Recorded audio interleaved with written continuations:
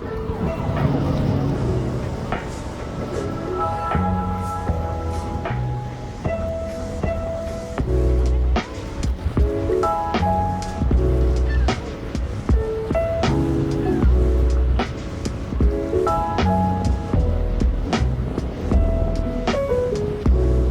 time I go to Chicago, I'm not gonna lie, it humbles me a bit. Not in a we can't compete type of way, but okay, this is the level type of way. As a Detroit developer, Chicago feels like I'm looking 50 to 70 years ahead. And the real question that I always ask myself when in Chi-Town is, how did they get here? And what would it actually take for Detroit to get there as well? When you walk downtown Chicago, it's density on top of density. High-rise residential, office towers, retail that actually survives, transit that people actually use. Meanwhile, in Detroit, we've got land, we've got space, we've got opportunity, but we don't have the same stacking effect. Chicago builds up and together, whereas Detroit builds out and in pockets, and that changes everything. Let's talk about facts for a second. Chicago metro population, about 9.5 million people.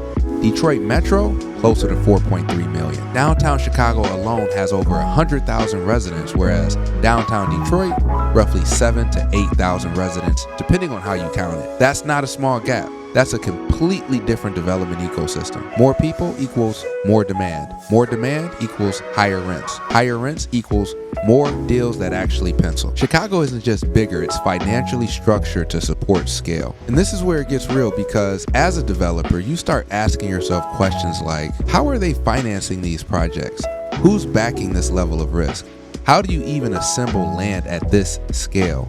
What does their capital stack look like? Because let's be honest, in Detroit, you fight to make a 20-unit deal work. In Chicago, they're arguing about whether it should be 200 units or 300. It's just a different game. Here's the uncomfortable truth though. Chicago didn't just figure it out. They've had consistent population density, major corporate headquarters, global investment attention, transit infrastructure for decades. Whereas Detroit, we've had the opposite cycle. Population decline, disinvestment, land fragmentation, and policy gaps that slowed momentum. So when I hear people compare Detroit to Chicago like it's apples to apples, trust me, it's not. It's more like Detroit's rebuilding a city, whereas Chicago, they're compounding one. But here's where it flips, because everything I just said actually is Detroit's advantage as well. Detroit has something that Chicago just doesn't have anymore: room to reinvent. We can experiment with missing middle housing, adaptive reuse, urban farming, mixed use at smaller scales. In other words, Chicago is for the most part optimized, where Detroit is still flexible.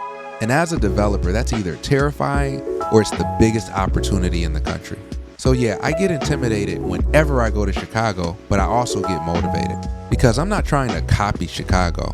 I'm trying to understand what pieces of that system actually makes sense, and how do we as a city translate it into something that works for Detroit? Because Detroit doesn't need to become Chicago. Detroit needs to become the best version of Detroit. Maybe the question is, what does a city look like when you build it right the second time? Because if we don't get this right, Detroit won't be behind Chicago. We might just skip a few steps and build something entirely different.